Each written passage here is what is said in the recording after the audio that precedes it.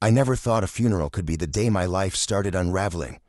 The day I realized that even the people you raise as your own could one day become strangers, enemies, or worse, predators disguised in the familiar clothing of family. And I'm Robert Sanders, 52. A man who had spent decades meticulously building not just a house, but a home, a sanctuary, a place that carried every memory of love, laughter, and life with my wife, the woman I had chosen to spend my days with, whose sudden absence left a hole in my chest so deep I could still feel the echo of it in every step I took that morning as I dressed in the quiet of my bedroom, pausing to glance at the framed photographs lining the mantel, each one a frozen smile, a captured moment of happiness that now felt painfully unreachable, as if she had been erased overnight, leaving me not just lonely, but exposed to the world, vulnerable in ways I hadn't anticipated. Trying to remember the sound of her voice, the softness of her hand in mine, the way she would laugh at my stupid jokes even when they were only half funny, clinging to those fragments like a lifeline while the world moved relentlessly forward. And then I saw him, Jason, my stepson, the boy I had guided through adolescence, helped through school, watched grow from a reckless teenager into a young man who should have respected the sacrifices made for him, and instead he walked into my life that morning with a grin that felt like a knife slicing through my chest, a cruel, knowing expression that told me in an instant that he had planned every step of this betrayal for a long time, that the years of trust, care, and effort I had invested in him meant nothing compared to his greed and ambition, and he didn't hesitate. He moved through my house with the precision of someone who had rehearsed this act 1,000 times, grabbing my clothes, tossing jackets, shirts, even the little mementos I kept folded neatly in drawers onto the street, each item thrown as if it were garbage, as if it symbolized the life I had built and the memories I had cherished. The neighbors staring in shock as my personal history was scattered across the sidewalk, and he called me names, cruel, degrading words designed to strip me of my dignity, laughter spilling from his lips as he strutted around like the rightful owner of a life that was never his, changing the locks while I stood frozen, my heart pounding with a mix of disbelief, rage, and sorrow, the very air in the room seeming to thicken around me, making it hard to breathe, to think, to even comprehend the scale of his betrayal. And yet, amidst the chaos and the humiliation, I noticed something he hadn't accounted for. A single folder tucked away in my office drawer, a collection of documents, contracts, and clauses that contained everything he thought he had cleverly circumvented, and one particular clause that protected my ownership in ways he could never have imagined, along with a quiet phone call I had made the night before to my lawyer, a man who had been my confidant and advisor for decades, a man who understood the intricate dance of legal maneuvering and human deceit. And while Jason slept that night dreaming of victory, I sat in the shadows of my grief, formulating a plan that was calm, deliberate, and precise. A plan that would reverse every advantage he thought he had seized, a plan that would empty his accounts, restore the locks, summon the authorities, and leave him standing outside, bewildered, speechless, with no recourse and no understanding of how someone he underestimated could turn the entire situation against him. And as I mapped out every step, I felt an unexpected clarity, a cold, focused determination that sharpened with every breath, teaching me something I will never forget, that the quiet, patient, calculating mind can accomplish more in silence than the loudest, most desperate actions, that the seeming weakness of a man consumed by grief can mask a power that, when unleashed, is absolute and devastatingly effective, and that trust, once broken, must be met not with haste or emotion, but with strategy, foresight, and the unwavering knowledge that justice can arrive in the calmest, most unassuming ways. And in that night, as the street outside lay quiet, littered with the remnants of my life, and the house that I had built with love and sweat lay temporarily in the hands of a boy who had forgotten humility, I understood fully that the true measure of strength is not in force, in anger, or in loud confrontation, but in the composed, deliberate action that waits until the right moment. And when the morning came, I would see the results of that quiet storm, a reversal so complete, so meticulously executed, that Jason, who had believed he had erased me from my life, would be the one who stood outside, stripped of his arrogance, confronted not by rage, but by the inevitable outcome of his own choices. And I would know, in that quiet victory, that patience, preparation, and understanding the power of the law combined with a calm mind and a heart hardened by grief yet guided by justice, were forces far stronger than anger or betrayal, and that sometimes the calmest people are indeed the most dangerous, capable of turning devastation into triumph, humiliation into redemption, and a moment of absolute despair into a lesson that lasts a lifetime, not just for those who betray, but for those who survive, endure, and act with the quiet, relentless precision that only experience, patience, and unshakable resolve can bring. I've always considered myself a man of routine, the kind of man who wakes up at the same time every day, makes his coffee just the way he likes it, ensures the bills are paid on time, keeps the garden tidy, the garage organized, the kitchen spotless, the shelves alphabetized, and the papers filed with meticulous precision. A man who believes that life can be controlled, structured, and understood if one simply acts with responsibility, integrity, and loyalty. A man who has always trusted that those closest to him will act in kind, that family is a sacred bond not easily broken, and that love, care, and patience would be returned in kind. Yet I discovered that even the strongest routines, the most carefully laid plans, and the deepest bonds of trust can be shattered in a single moment by someone you never thought would betray you. And it was my wife, Linda, who had been the heart of our household, the one who kept us grounded,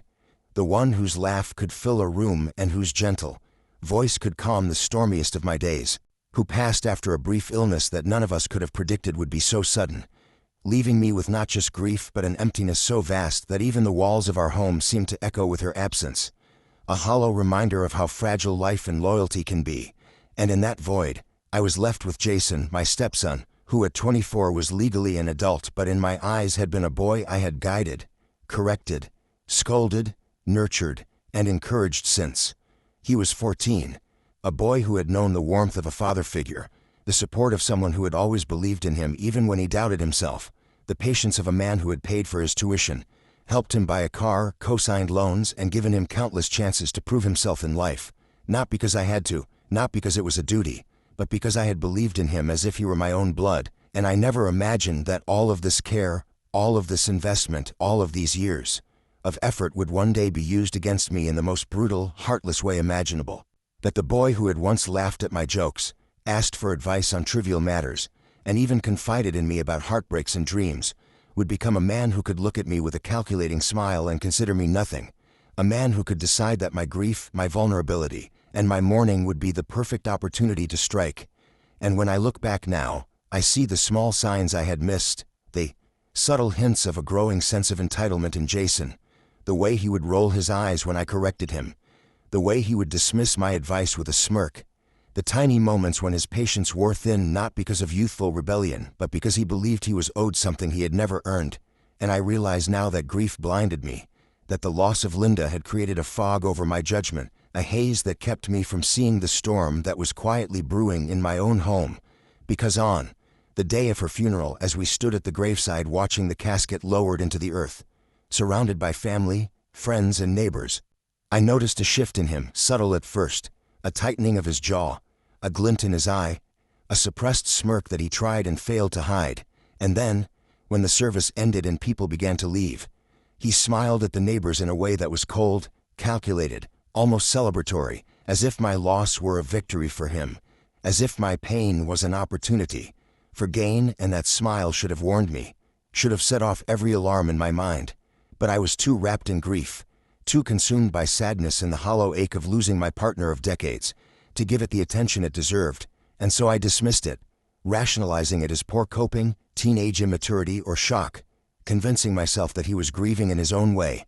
all the while completely unaware that he had been plotting, planning, and positioning himself to take advantage of my grief in the most personal and devastating way possible. And in that moment, I failed to see the betrayal that was already in motion, a betrayal that would not just hurt me emotionally but strike at the very foundation of my life, my home, and my sense of security. And I remember feeling a strange combination of pride and fear, pride in having raised a man who could appear so confident, and fear that perhaps I had been naive, that I had misjudged the very person I had loved as my own son. And, as the funeral ended, I watched him walk through the house later that day. His demeanor transformed from grieving stepson to someone who saw an opportunity, someone who moved with purpose, surveying the rooms, noticing what was valuable, what could be taken, what could be used to assert control over a household he had no right to claim. And I sat there, paralyzed, unable to intervene immediately because of shock, disbelief, and the lingering ache of loss,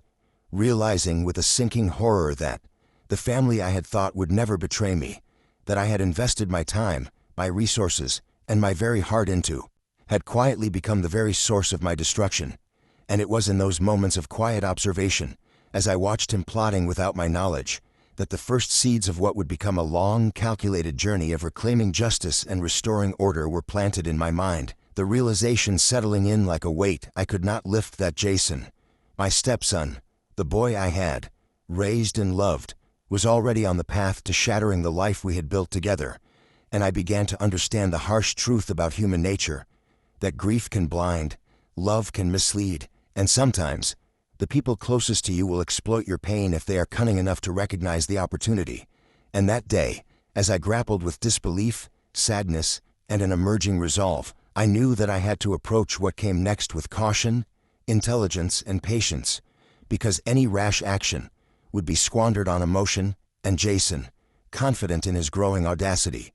had no idea that the man he had underestimated was already beginning to strategize, to observe, to plan, and that what he believed would be his triumph would soon transform into a lesson in patience, justice, and consequences that he would never forget.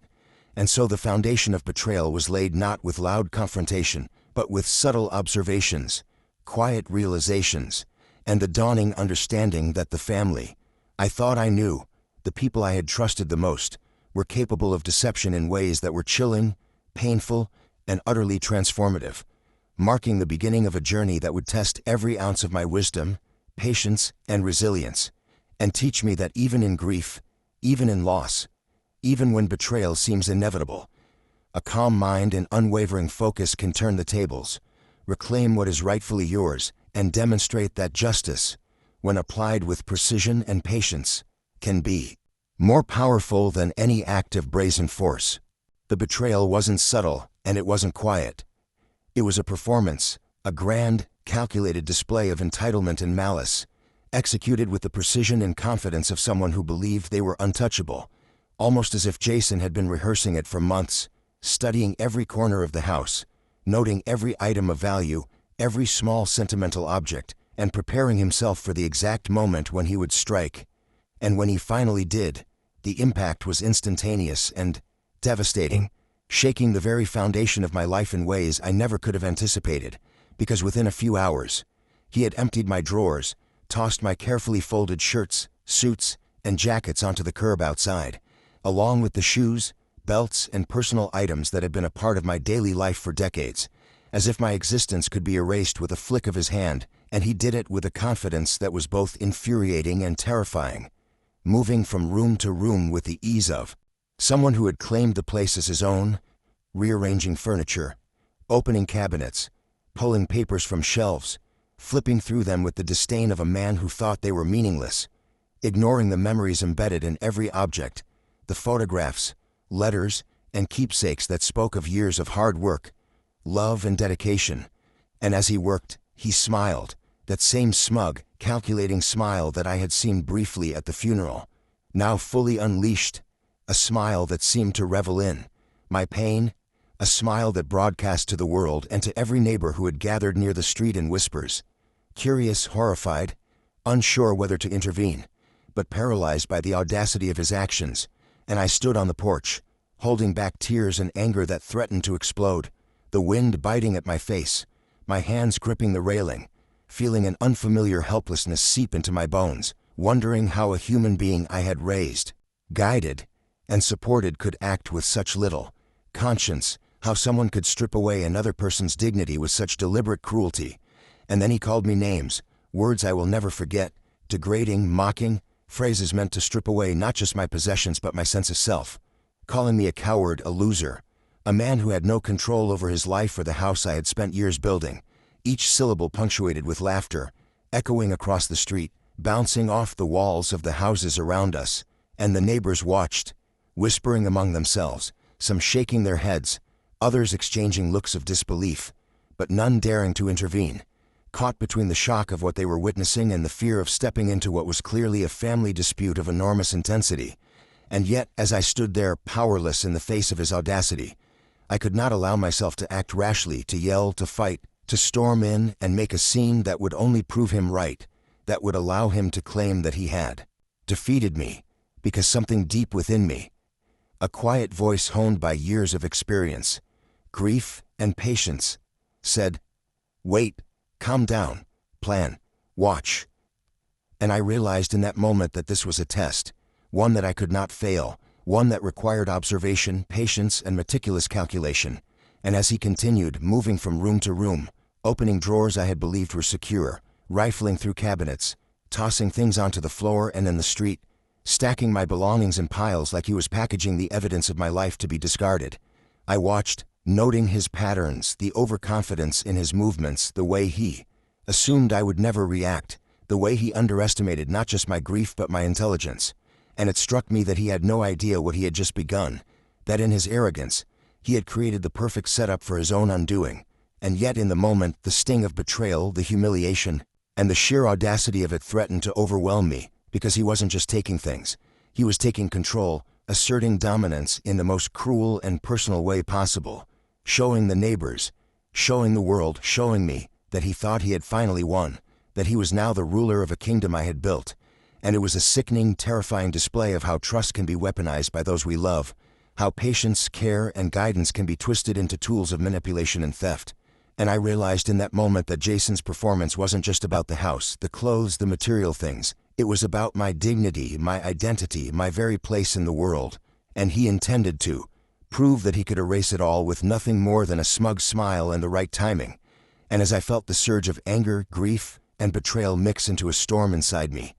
I held it back, because I understood, deep down, that if I allowed emotion to dictate my actions, I would be playing into his hands, reacting impulsively to his provocations, and any outburst would give him the satisfaction of seeing me weak, vulnerable, and dominated, which was exactly what he wanted. So I stayed calm, quiet, silent in the face of his arrogance, observing every movement, memorizing every detail, noting every misstep he unknowingly made in his overconfidence, recognizing the patterns that would allow me to plan a comeback that was precise, effective, and completely legal, because Jason, confident in his theft, in his new control over the house and my life, completely underestimated the depth of my resolve, the clarity of my mind,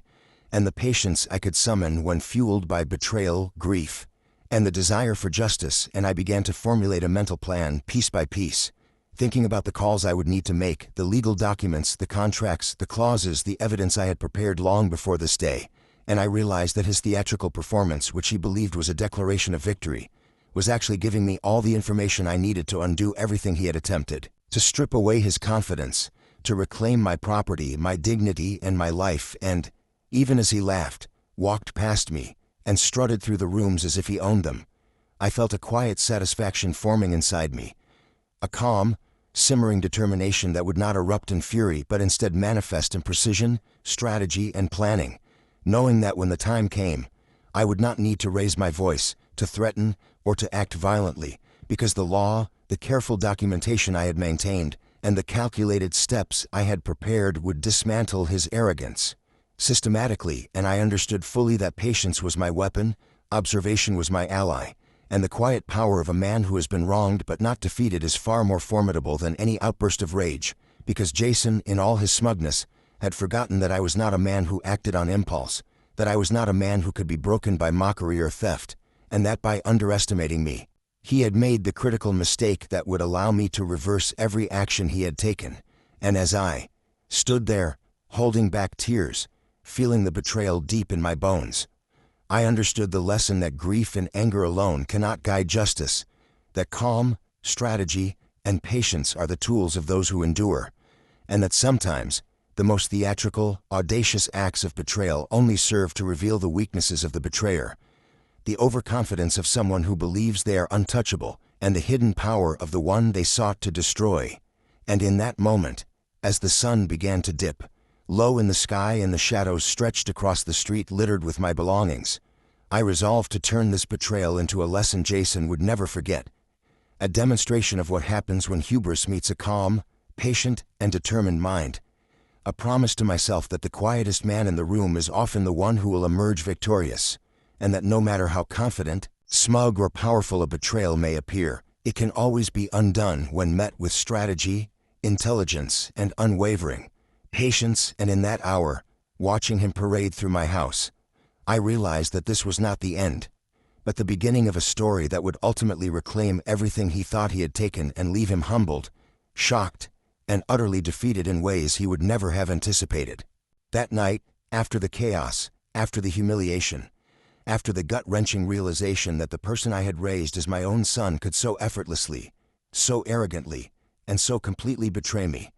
I sat quietly in my car parked a few blocks from the house, the engine off, the night air cool against my face, the smell of wet asphalt from a light evening drizzle mixing with the faint aroma of coffee in my cup, sipping slowly, deliberately, allowing the bitter warmth to seep into me, steadying my racing thoughts, while the house, my sanctuary, sat in eerie silence behind me, every light inside casting long shadows across rooms that had been violated by someone I trusted, and I let the events of the day settle in my mind, piece by piece, replaying them with meticulous clarity, not as a man consumed by anger, but as one who was calculating, observing, and preparing, because Jason, in all his confidence, all his smugness, had made a fatal error that he didn't even realize, and that error rested in three things, three small but powerful details that would become the foundation of everything I was about to do. And the first of these was a single folder, neatly organized and tucked away in a secure corner of my study. A folder I had prepared months earlier, long before Linda's illness had worsened, long before I had any idea that the very person I trusted most would attempt to strip me of everything. And in that folder were legal papers, property agreements, bank statements, documents proving payments, co-signatures, and everything else needed to demonstrate ownership, authority, and precedence in ways that were ironclad, undeniable, and completely legally binding, papers that Jason, in his arrogance and overconfidence, had never noticed, had never bothered to ask about, and had no idea existed. And the second element was the one clause, hidden in our joint property documents, a clause I had fought to include years ago when Linda and I had purchased the house. Clause that was simple in wording but devastatingly powerful in application.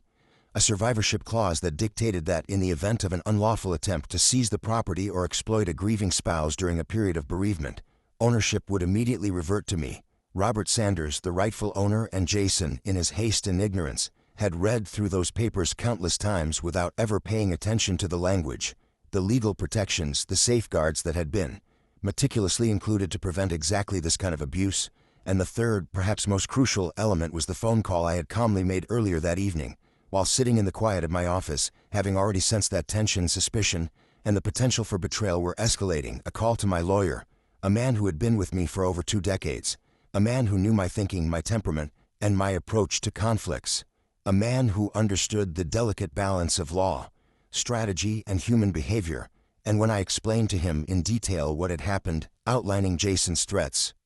his sudden seizure of control, the changes to the locks, the way he had humiliated me in front of neighbors, and my unwavering desire to reclaim my property and dignity without resorting to violence, he paused for a moment, listening, understanding, absorbing, and then with a calm confidence that mirrored my own, he said, "Robert, we can make this very interesting. Let's move." And in that moment, I felt a wave of clarity, a sense of purpose, a plan beginning to take shape in my mind, because I knew that the path to justice was not in anger, nor in shouting, nor in confrontation, but in patience, precision, and legal strategy, in using the tools I had accumulated over years of careful planning and disciplined attention. And by the time I returned to the house that night, long after the neighbors had retreated indoors, long after Jason had likely gone to bed thinking he had one, I had a plan that was calm, calculated, and devastatingly effective. A plan that did not require me to chase him out violently, did not require me to yell, threaten, or confront him physically, because I understood now that the law, if applied correctly, could act faster, smarter, and more decisively than any impulsive action fueled by grief or rage. And I began to map in my mind every step, every document, every phone call, every piece of evidence that would need to be presented. And I imagined the morning when Jason would wake, confident, smug, believing that he had finally erased me from the home and life we had built, only to discover, piece by piece, that everything he had thought was his had been quietly, methodically taken from him, and the feeling of satisfaction I experienced was not born of cruelty,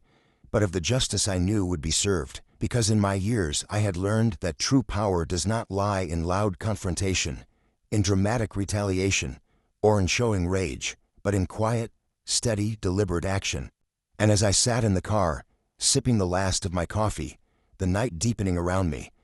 I allowed myself a slow, controlled smile, knowing that Jason had no idea the trap had already been set,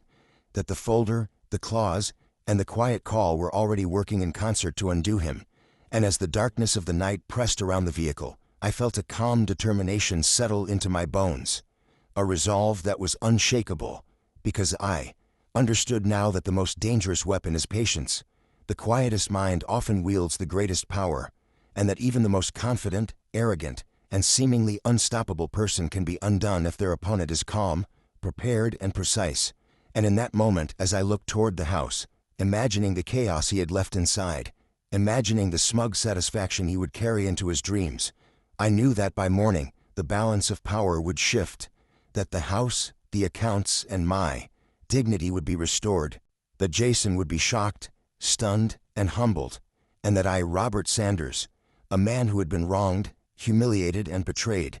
would emerge not only victorious but wiser, stronger, and more aware than ever of the quiet, relentless power of preparation, patience, and strategy. And I realized, in the stillness of that night, that sometimes the calm before the storm is far more powerful than the storm itself, because it is in the calm that plans are formed, victories are designed, and justice is quietly, inevitably set into motion. And as I finally extinguished the car's lights,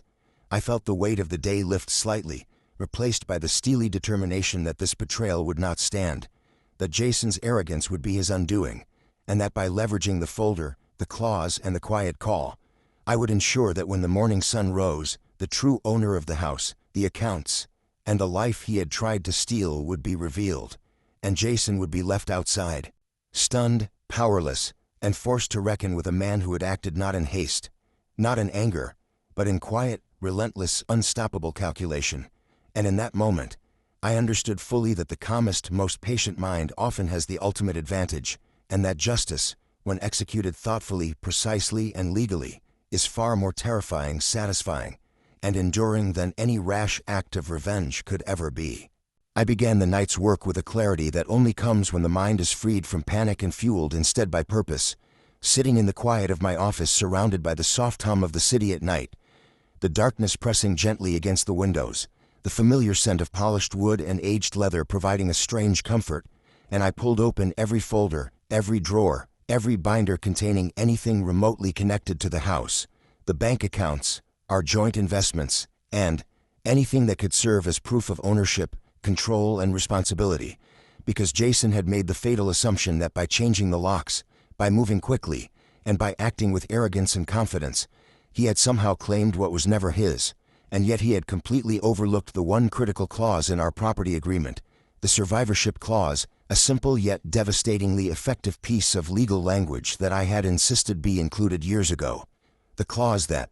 guaranteed that in the event of any unlawful attempt to seize the property during a period of family bereavement, ownership would revert automatically to me, the rightful owner. And I sat there for hours, reviewing every document, rereading contracts, cross-checking dates, matching payments, emails, prior agreements, receipts, proof of mortgage contributions, and every little piece of evidence that demonstrated not only my ownership but the fact that Jason's recent actions violated not only trust but the law itself. And as I worked, I meticulously organized everything into the folder I had left quietly tucked away in my office months earlier,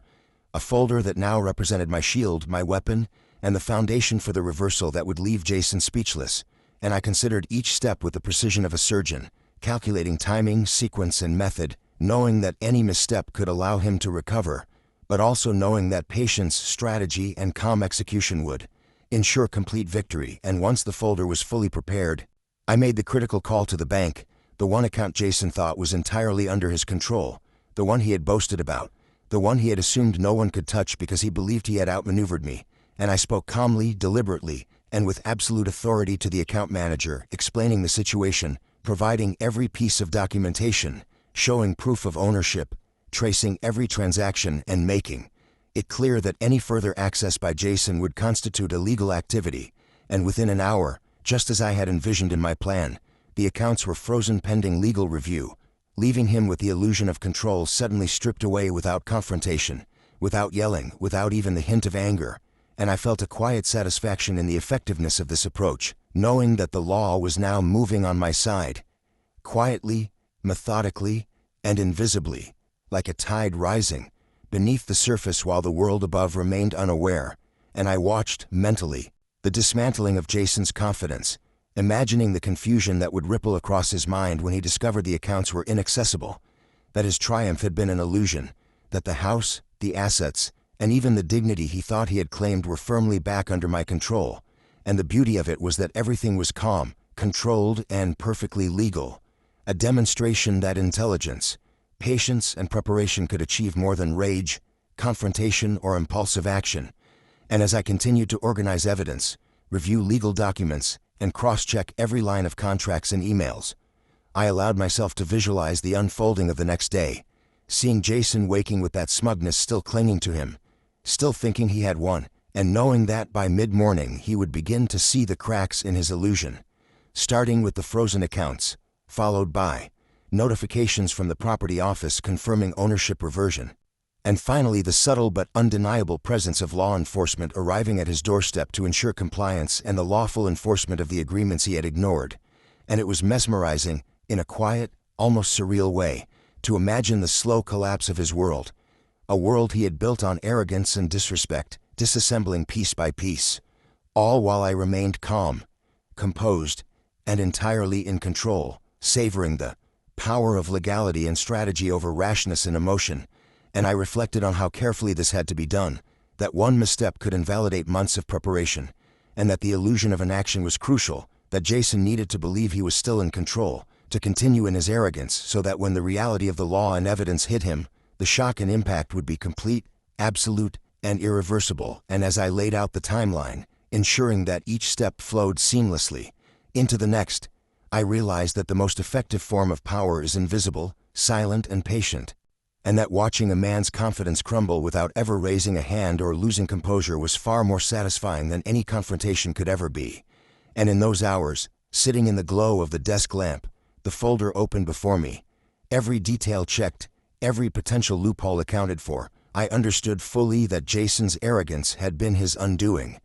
that he had underestimated the quiet, deliberate mind of the man he thought he could humiliate, and that the law, coupled with preparation, patience, and careful observation, was a far more potent weapon than any scream, confrontation, or show of force could ever be. And as dawn approached, the first hints of sunlight cutting across the office floor,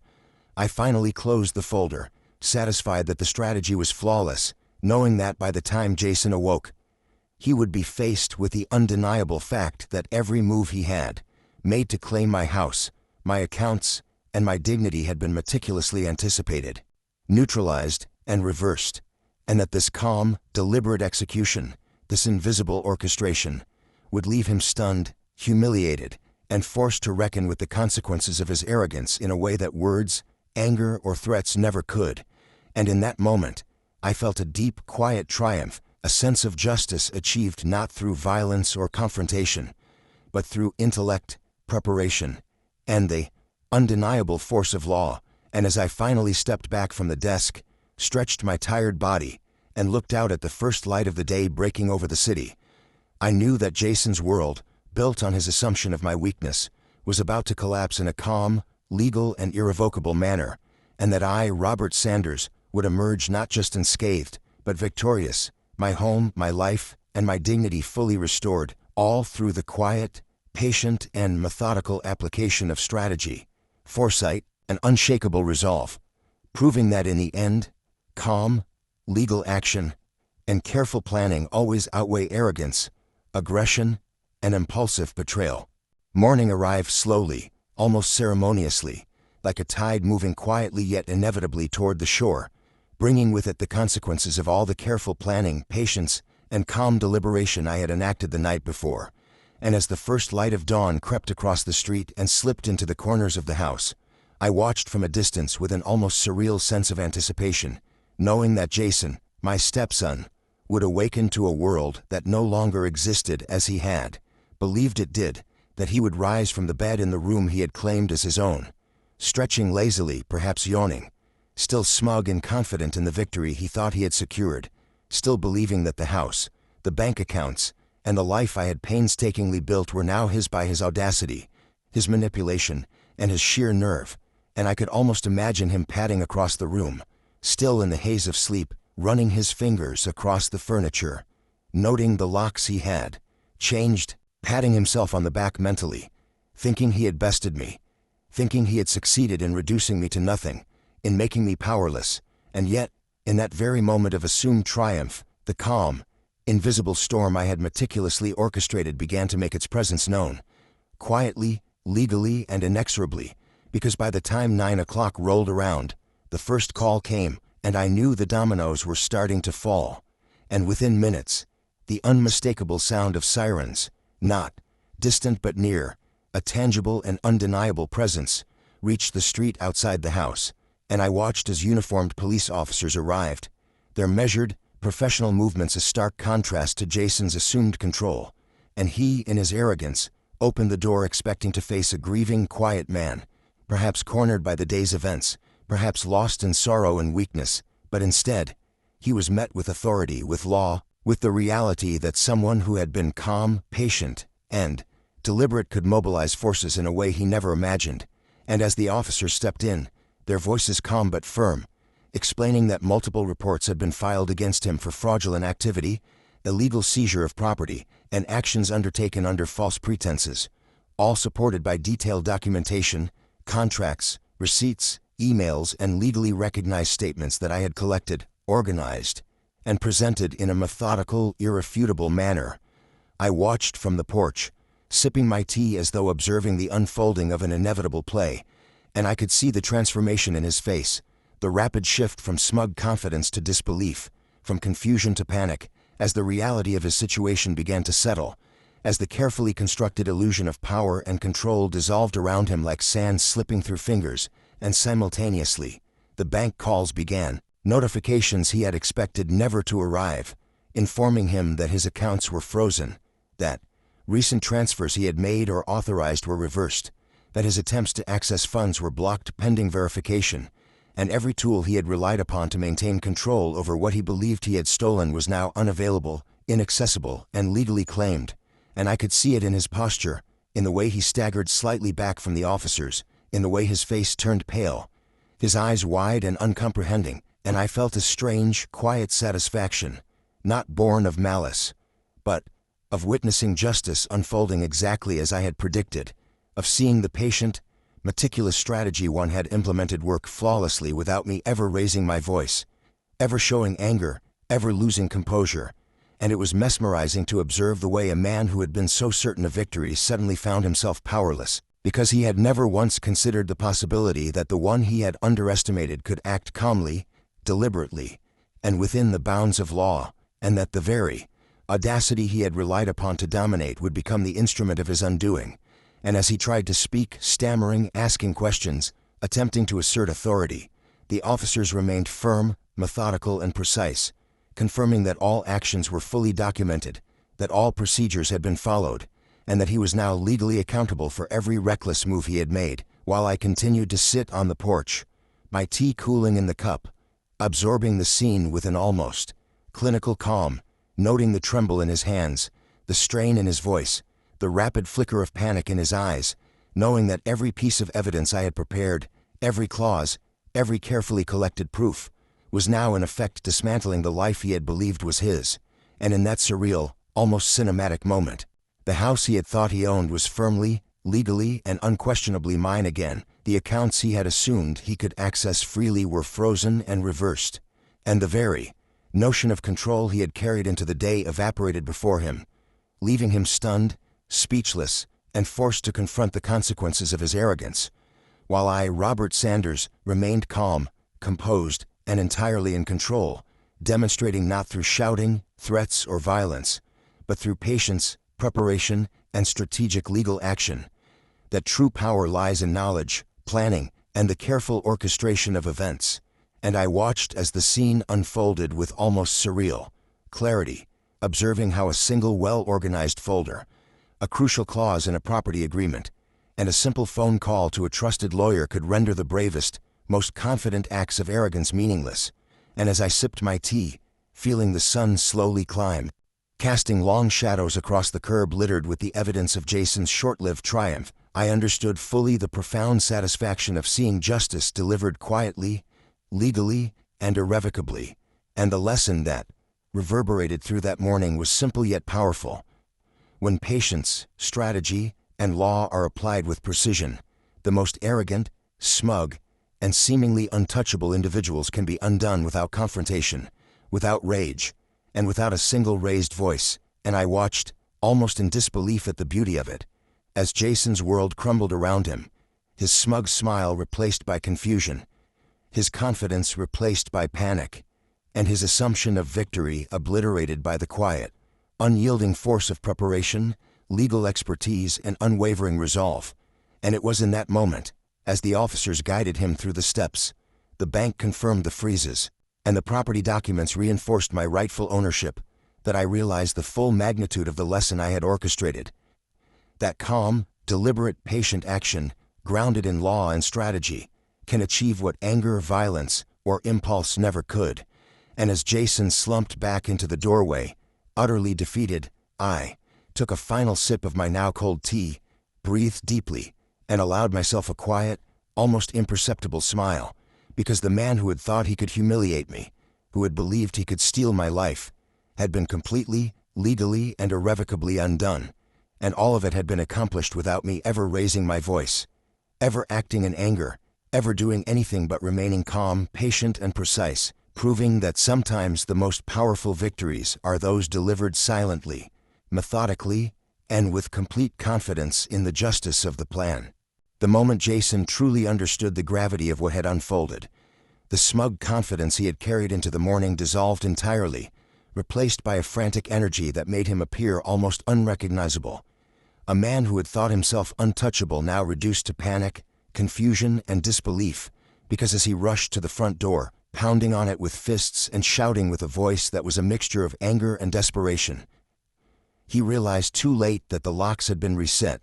legally, meticulously, under the guidance of my lawyer, with every procedure perfectly documented and enforced, leaving him outside in the open, exposed and utterly powerless. And I could see the tension in his body, the tremble in his hands, the way his eyes darted from the solid door to the small group of neighbors who had gathered in whispered anticipation,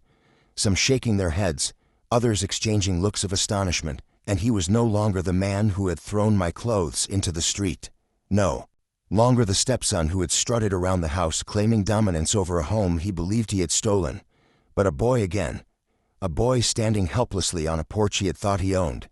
a boy who was confronted for the first time with the tangible, undeniable consequences of his arrogance, entitlement, and betrayal. And as he continued to pound on the door and call my name, demanding access and trying to assert authority that no longer existed, I walked calmly from the house, each step deliberate, measured, and unhurried, my posture composed, my expression calm yet firm, fully aware that every second of his panic was a direct result of his own actions, his own choices, and his own failures to recognize the power of patience, law, and preparation. And when I finally reached the top step of the porch and looked him squarely in the eyes, the sun catching the subtle lines of age and experience on my face, the quiet authority of a man who had been wronged but had refused to act, impulsively radiating from every fiber of my being, I spoke, my voice calm but carrying a weight that seemed to make the very air between us tense. And I said only one thing, a single sentence that carried decades of life experience, lessons, and restraint. You forgot that everything has a consequence, Jason. You might have thought I was weak, but you underestimated the calm before the storm.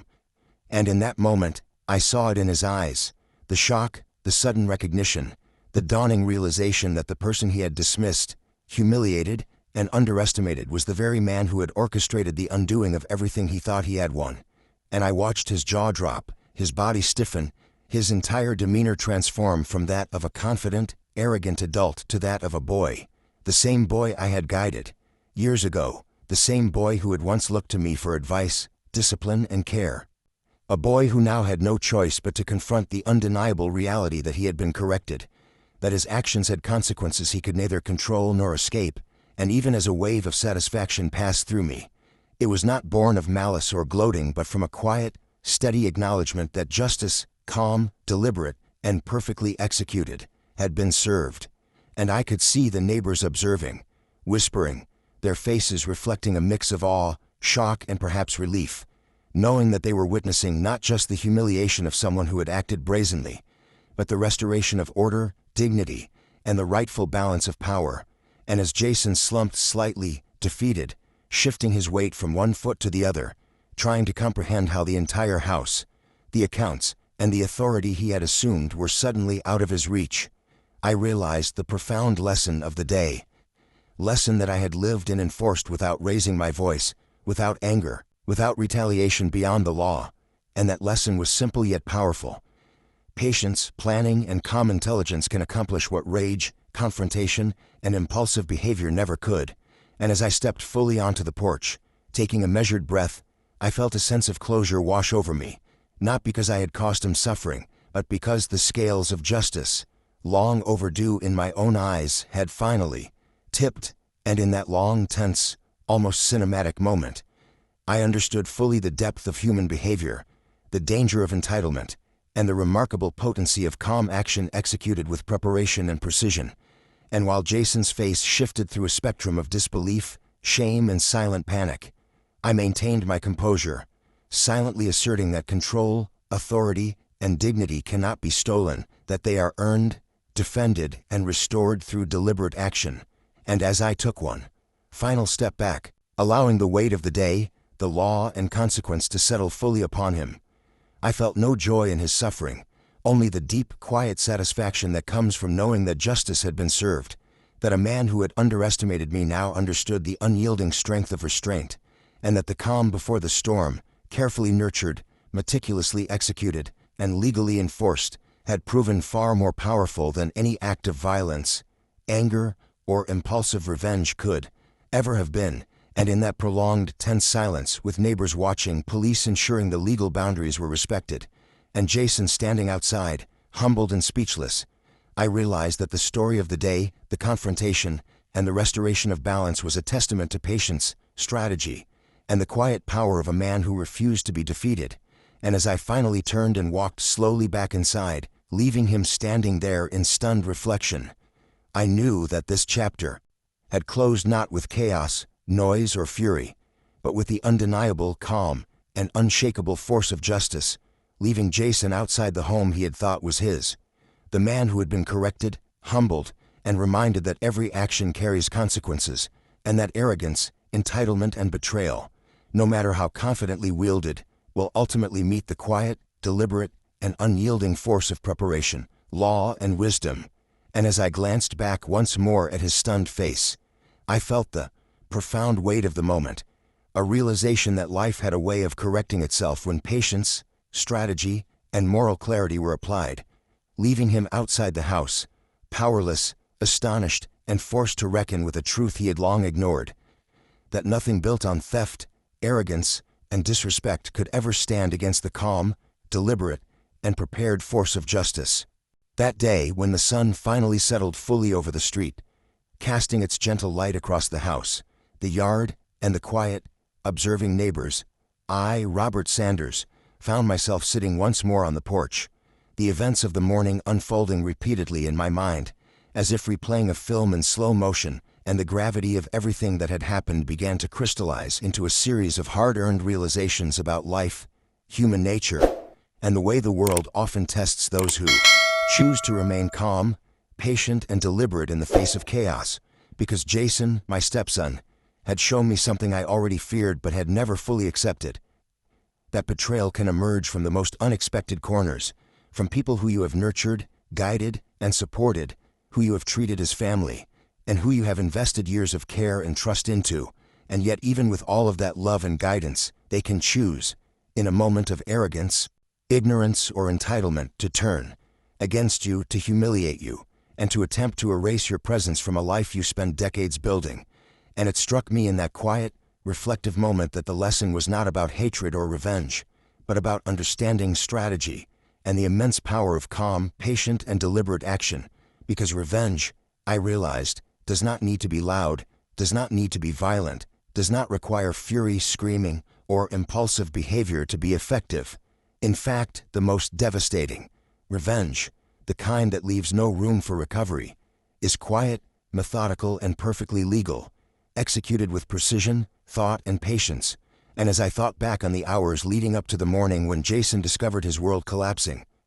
I could see the beauty of the calm approach in stark contrast to the chaos he had created with his own hands, and it became clear to me that anger, while a natural response to betrayal and humiliation, is merely a tool, one that must be wielded carefully, strategically, and with forethought, rather than allowing it to dictate action or cloud judgment, because the world rewards those who can harness their emotions rather than be consumed by them. And I realized that patience itself, the quiet observation of someone's mistakes, the careful documentation of their arrogance, entitlement, and overconfidence, becomes a force more powerful than any argument, confrontation, or display of rage. And in Jason's case, his belief that entitlement alone could secure him everything blinded him to the evidence, to the law, and to the simple fact that actions have consequences. And in that moment, watching him stand on the porch, humbled, stunned, and powerless, I understood fully that people who operate under assumptions of entitlement, who believe the world owes them everything without effort, without diligence, without respect for others, will inevitably make mistakes if someone observes, prepares, and acts with intelligence and patience, because arrogance blinds the mind, and overconfidence is almost always the undoing of those who think they are untouchable. And as I reflected further, I realized that the calm before the storm, the deliberate planning, the strategic silence, and the careful orchestration of events is often more powerful, more precise, and more satisfying than any act of impulsive retaliation, because it allows every variable to be controlled, every contingency to be considered, and every action to produce the desired effect without unnecessary noise or risk. And this day taught me that true power lies not in physical strength, in aggression, or in shouting, but in mastery over oneself, mastery over timing, and mastery over the situation at hand. Because when you refuse to let emotions dictate your moves, when you measure every step, consider every consequence, and execute with legal precision, the results are devastatingly effective, leaving no room for doubt,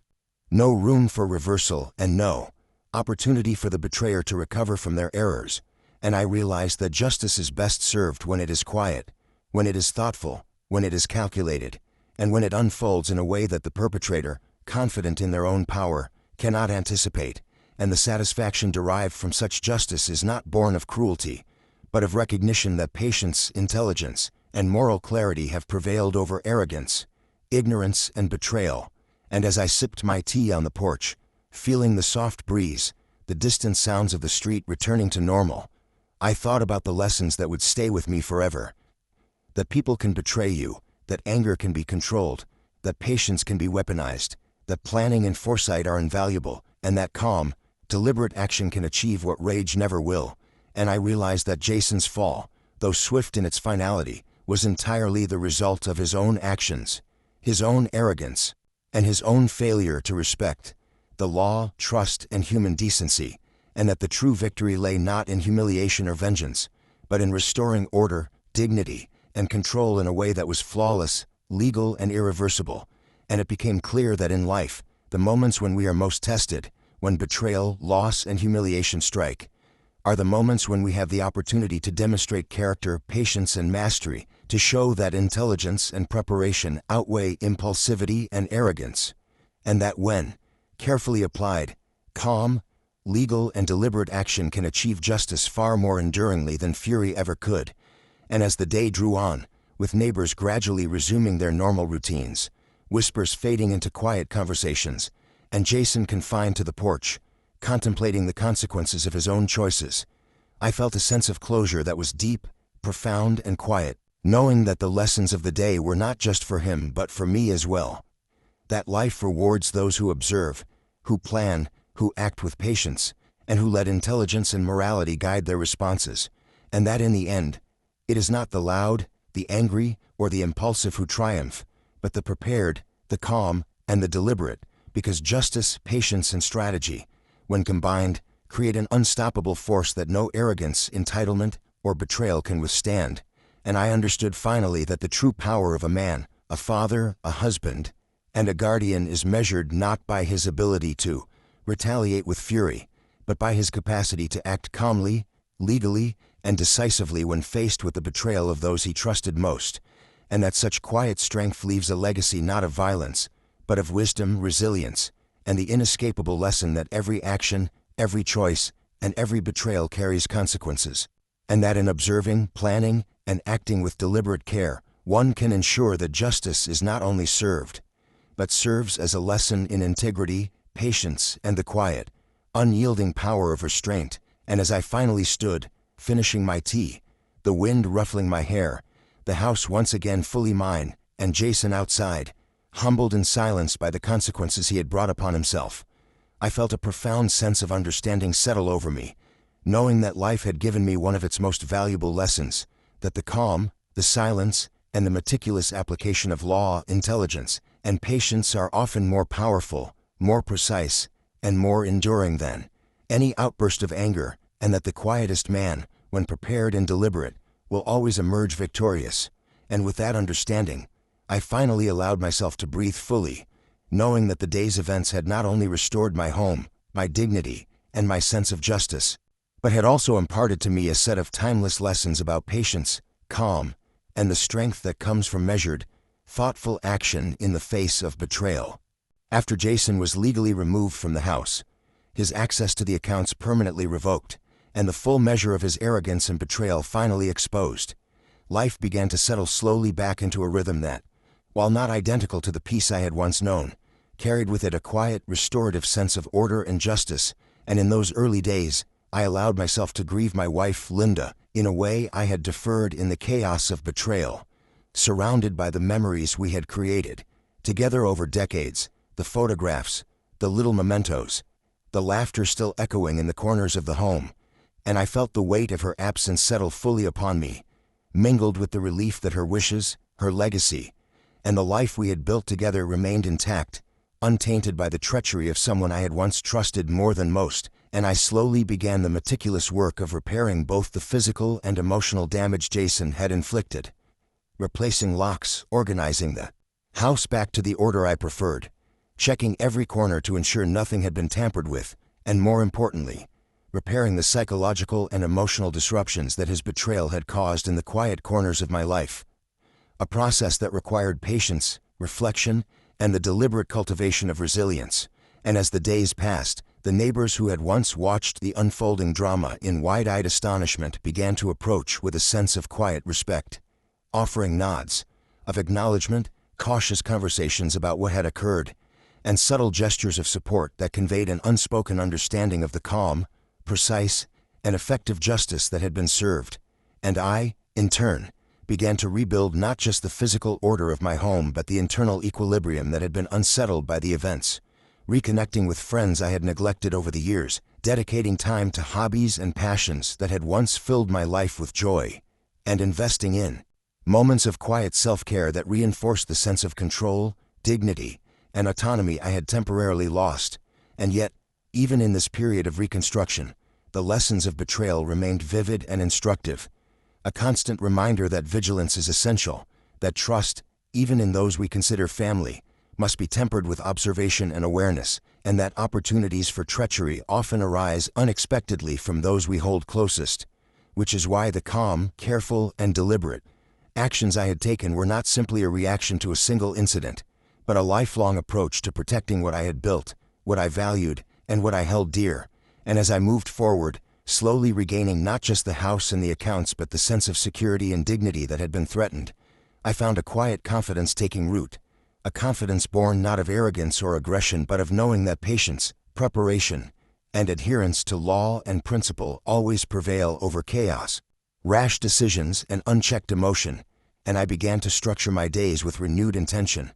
savoring the calm morning air on the porch, engaging deeply in conversations with friends, nurturing interests that had lain dormant, and observing the world with a clarity and focus that only comes from enduring hardship, while keeping a measured distance from those who might exploit trust without consideration. And in this process, I also found a deeper understanding of human nature, recognizing that even the people we love, the ones we raise, guide, or invest in, can betray if they perceive weakness or opportunity, but equally understanding that such betrayals are never unconquerable when met with preparation, calm, and deliberate action. And as weeks turned to months, and the house once again felt like a sanctuary, not a battlefield, I realized that the real rebuilding had been not just physical or financial, but internal, the cultivation of resilience, patience, and strategic thinking, the ability to remain calm in the face of profound injustice, and the certainty that deliberate, lawful planning can neutralize even the most audacious threats without resorting to anger, confrontation, or chaos. And as I continued to live within the restored walls of my home, tending to my routines, enjoying the small pleasures, reconnecting with the people and activities that brought meaning to my life, and observing the subtle shifts in the neighborhood that had watched the events unfold, I carried with me an unshakable lesson: that calmness, patience, intelligence, and preparation are the true protectors of what is rightfully yours, and that while betrayal may sting, and while arrogance may temporarily unsettle the balance, those who act with deliberate foresight and measured restraint will always emerge not just unscathed, but stronger, wiser, and profoundly aware of the enduring power of careful planning, justice, and self-mastery. And in this way, I rebuilt my life, piece by piece, moment by moment, restoring not just the house and accounts, but my own sense of confidence, security, and peace, knowing fully that the chaos of betrayal had been met, anticipated, and overcome, and that the quiet, patient, and lawful approach I had taken had not only reclaimed what was mine but reinforced the unshakable truth that careful, deliberate action, combined with vigilance and calm, will always outlast impulsive malice, entitlement, or short-sighted arrogance. And as I walked through my home, touched the familiar furniture, looked out at the street where neighbors now greeted me with warm acknowledgement rather than silent curiosity, and breathed deeply the calm, cool air, I felt the enduring satisfaction of a life rebuilt on principles, on foresight, and on the quiet strength that comes from knowing that one can protect what is theirs, not through force or fury, but through patience, planning, and the deliberate, unshakable application of justice. And I finally understood that the true victory in life, especially after betrayal, is not in revenge for its own sake, but in reclaiming order, dignity, and control, and in living forward with calm confidence, secure in the knowledge that the power of preparation, intelligence, and patience is unstoppable, and that the life I had nurtured, fought for, and protected could not only survive treachery but thrive, stronger and wiser than before, and that from that point onward, every day, every decision, and every interaction would be informed by the profound lessons I had learned. That calm, thoughtful, and strategic action always prevails over chaos, that patience is a weapon far more potent than anger, and that justice, when executed deliberately and legally, leaves no space for arrogance or betrayal to flourish. And as I finally settled into my life, surrounded by the restored home, the secured accounts, the quiet respect of neighbors, and the deep satisfaction of knowing I had acted with wisdom and precision, I realized that the ultimate reward was not the material recovery alone, but the unshakable inner confidence, the reinforced resilience, and the enduring understanding that calm, deliberate, and lawful planning is the truest path to protecting one's life, legacy, and peace, and that in moving forward, I carried with me the knowledge that I could meet any challenge, any betrayal, and any threat with clarity, intelligence, and patience, knowing that true power lies not in chaos or confrontation, but in the quiet, deliberate mastery of every variable, ensuring that what is rightfully yours is never truly lost, and that life, even after the deepest wounds of betrayal, can be rebuilt with dignity, strength, and a profound sense of calm victory. My story, when laid bare, is not one of hatred, vengeance, or anger, though it contains elements that might superficially appear that way to an observer. Rather, it is a tale of awareness, patience, and the profound realization that true strength is rarely loud, rarely impulsive, and rarely born of brute force, but instead emerges through calm, calculated action, through foresight, deliberate planning, and the unwavering application of law, logic, and measured patience, because life, as I came to understand that fateful morning, has a way of testing the very foundations of our trust,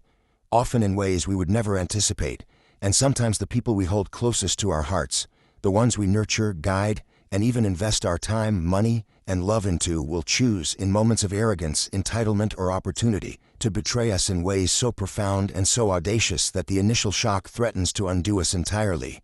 And yet, what separates those who crumble from those who endure is not the absence of betrayal, but the presence of a calm, clear, and deliberate mind capable of responding to adversity with strategy rather than emotion. Because in the story of Jason, my stepson, I learned that impulsive reactions, anger, and confrontations, while satisfying in the heat of the moment, rarely achieve the depth of impact that patience, planning, and methodical execution can accomplish, and that by taking the time to observe, to collect evidence, to understand the legal, financial, and procedural frameworks available, and to anticipate every move of an adversary, it is possible to reverse even the most dire situations, to reclaim what has been wrongfully taken, and to restore not only material possessions and dignity but also the moral order and personal confidence that betrayal seeks to erode. Because Jason, confident in his success, had believed he had stolen not just a house and accounts, but authority, control, and a man's dignity. Yet he overlooked the power of quiet preparation, the folder of evidence meticulously organized over months, the critical clause in our property agreements that could nullify his actions, and the simple but decisive phone call to a trusted lawyer that set the wheels of legal retribution into motion. And in the calm, deliberate unfolding of events, I witnessed the true potency of patience and law working together, turning what could have been a chaotic and emotionally charged confrontation into a precise, effective, and irreversible correction, one that left him stunned, humbled, and confronted with the consequences of his own arrogance without the need for me to raise my voice, engage in conflict, or act in anger.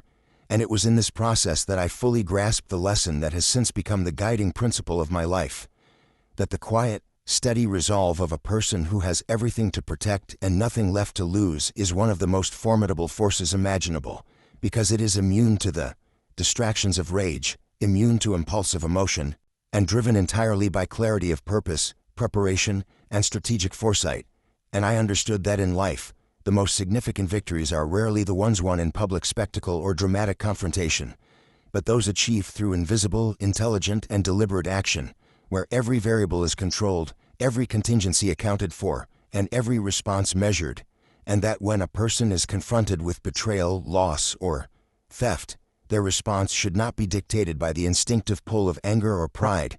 but by a deep, patient evaluation of the situation, the identification of tools, legal and procedural levers, and the creation of a sequence of actions that leads to inevitable, undeniable, and lasting resolution. Because power is amplified when it is quiet, when it is calculated, and when it is executed without the chaos of emotion clouding judgment. And as I reflect on the events that unfolded that morning, the legal freezes, the arrival of police, Jason's stunned realization of his complete loss, the reversal of what he had thought he owned, and the restoration of my home, accounts, and dignity, I recognize that the victory was never about inflicting suffering, but about exercising foresight, patience, and authority in a way that allowed justice to unfold naturally, methodically, and irrevocably, and that in doing so, I not only reclaimed what had been taken, but also imparted an indelible lesson, both to him and to myself, that arrogance, entitlement, and impulsive action, no matter how confidently wielded, will always falter when met with calm, deliberate, and prepared resolve, and that the ultimate power in life is often silent, invisible, and patient, not the loud, aggressive, or rash action society often glorifies, and that those who cultivate patience, mastery over their emotions, and the careful application of law and strategy will find themselves capable of weathering even the most audacious betrayals, restoring order, and protecting what is rightfully theirs in ways that leave no doubt, no opportunity for reversal, and no lingering threat. And as I internalize these truths, I realize that the moral of my story transcends the specifics of the house, the accounts, and the confrontation with Jason, for it speaks to a universal principle applicable to all who face adversity. Remain composed, act with foresight, leverage the tools available to you, and trust that deliberate, calculated, and lawful action can overcome even the most chaotic and painful challenges, and that in doing so, one not only secures tangible outcomes but also cultivates inner strength, wisdom, and the confidence that comes from knowing that patience, calm, and careful planning are forces far more powerful, enduring, and transformative than anger, impulsivity, or brute force, and that ultimately, life rewards those who understand that real power lies not in reaction,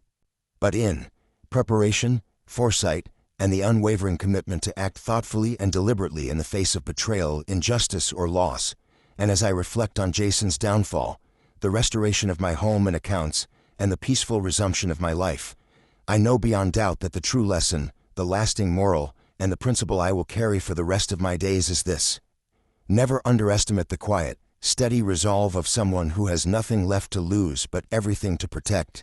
because patience, law, and calm are the ultimate weapons in any battle against betrayal,